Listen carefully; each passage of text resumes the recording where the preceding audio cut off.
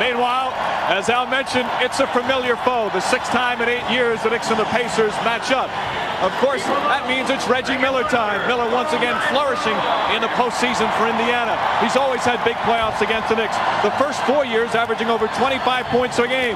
Then all of a sudden last year, Miller really struggled in the Eastern Conference Finals against the Knicks. Only 16 points a game and shot just 36% from the field. Miller says one of the reasons he gets psyched up for the Knicks is because he hates them. Why does he hate them? I just think they always think they're bigger and badder than everyone, and they really don't want to give no one else respect. And we know they don't give us no respect. So why should I give respect or like someone that doesn't give us respect? Well, here we go again. Clyde, is that true, or is Miller just trying to get himself motivated? Yeah, I think he's motivating himself. It was Shakespeare that said all the world is a stage. Miller's using that stage now, putting on his game face, getting ready for the New York Knicks. So it's another round and another rivalry. The Knicks and the Pacers once again, as mentioned, the sixth time in the last 8 years. The winner gets a trip to the NBA Finals. Game 1, best of 7, starting lineups opening tip coming up next.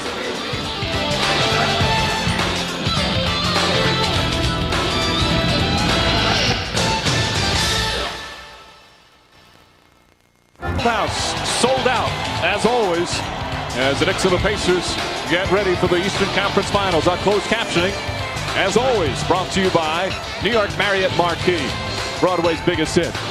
And the SAP broadcast of this Knicks game brought to you by Sprint PCS, the clear alternative to cellular. Let's get our starting lineups.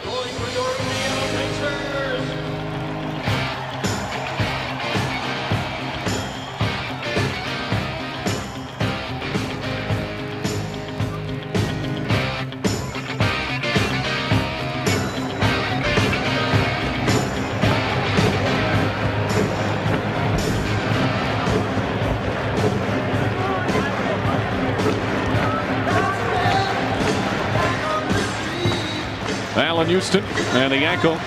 Of course, a big question for the New York Knicks. Jeff Van Gundy said about an hour and a half before the game, Clyde, that he was very concerned with the ankle. Yeah, that's not a good sign. What happens when you turn your ankle, you lack lateral movement. So offensively, I think Houston will be fine. It's going to be on the defense where we have problems, and that's not a good sign. He will be on Reggie Miller. And here are the lineups.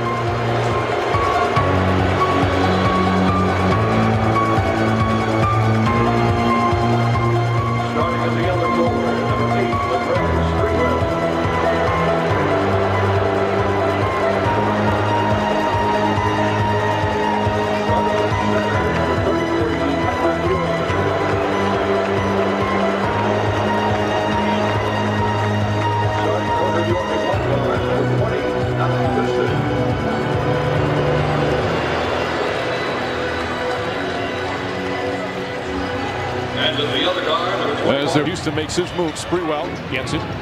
Latrell Sprewell knocks down the three. Ball tip, knocked loose. Ewing had it. Here comes Sprewell. 3-on-1 for the Knicks. Sprewell, so good on the open floor, gets it to Allen Houston. And that time you saw against an interior play. Sprewell able to put it in. And the Knicks will need that again because Ewing has had some slow starts in the postseason. Houston with his ankle is not going to be explosive tonight, so someone else is going to have to step forward. And also they got to shore up their defense, porous defense, and lack of rebounding as well. Smits from outside. Rick Smits again.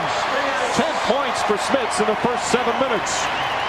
Smits tantalizing them with a full repertoire tonight.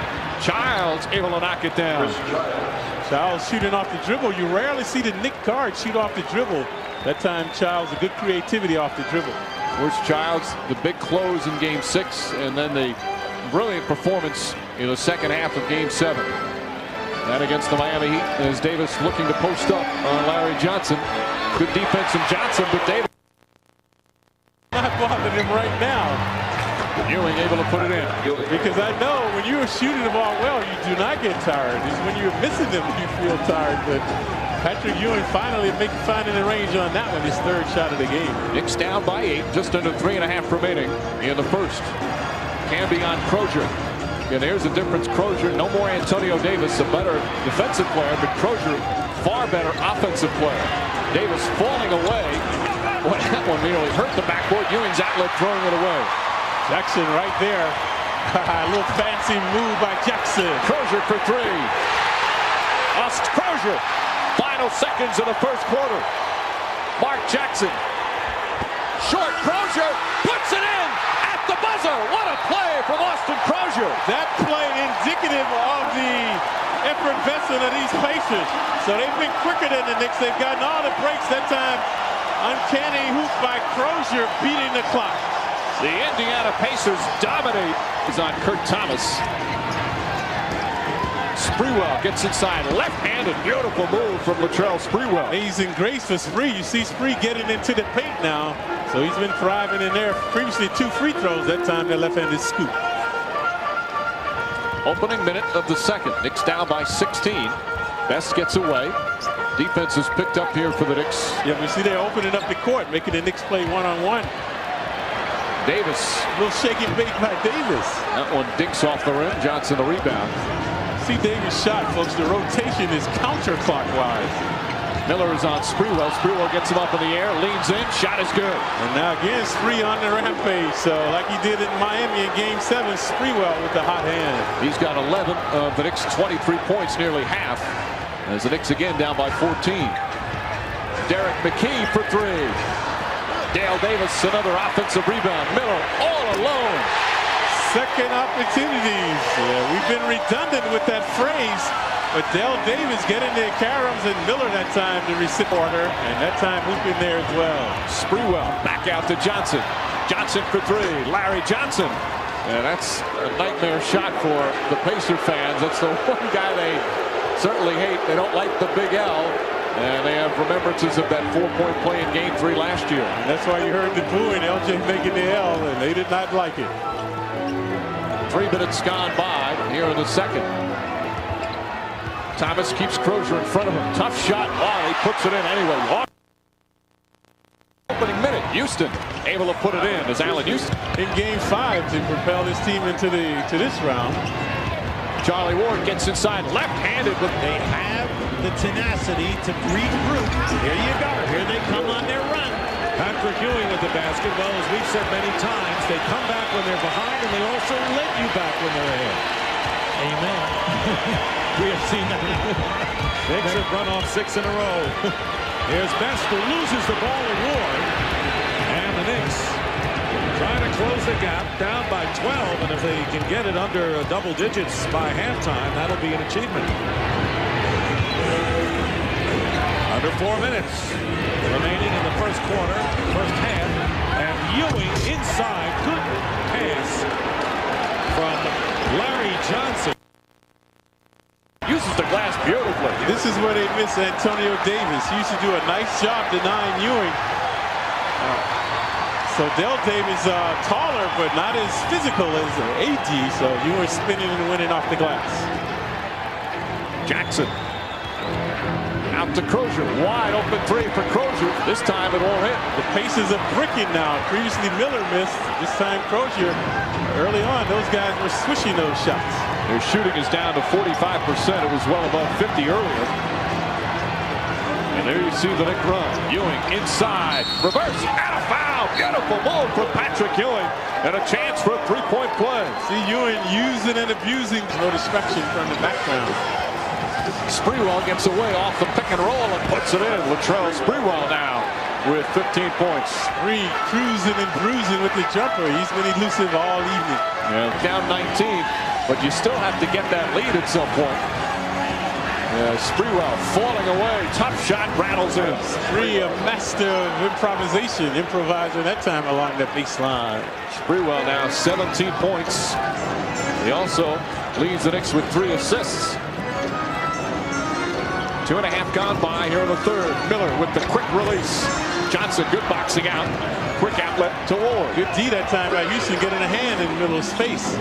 Ward not keeping his dribble tonight, folks. He's giving up his dribble too quickly.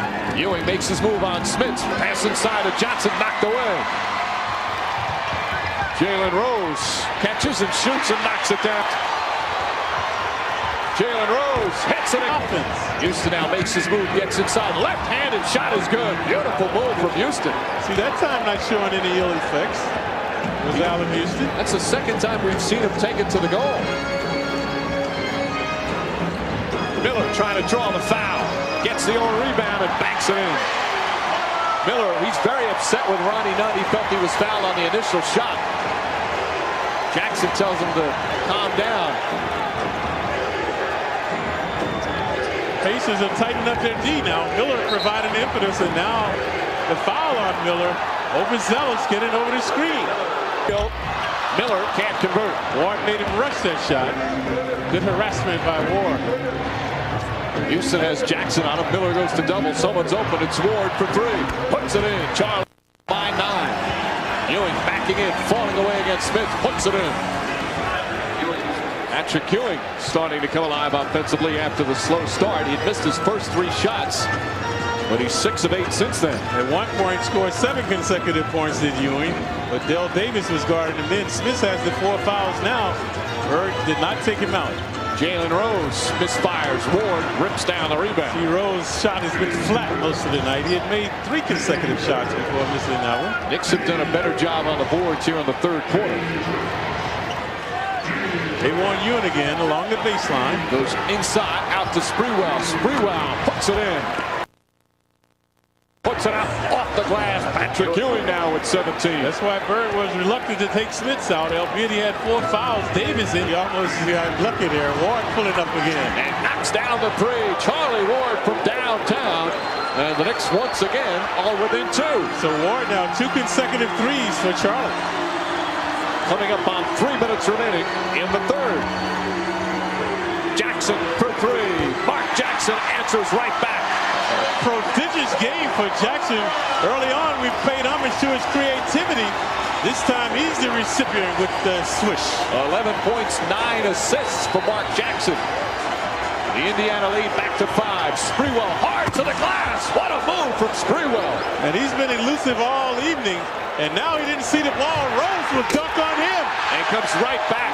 And Sprewell, his attention was at yelling at Jalen Rose, and he lost a bad move from Sprewell after a terrific play. Yeah, also he was posing, styling, getting back, and then Rose was able to capitalize. Sprewell never saw the ball.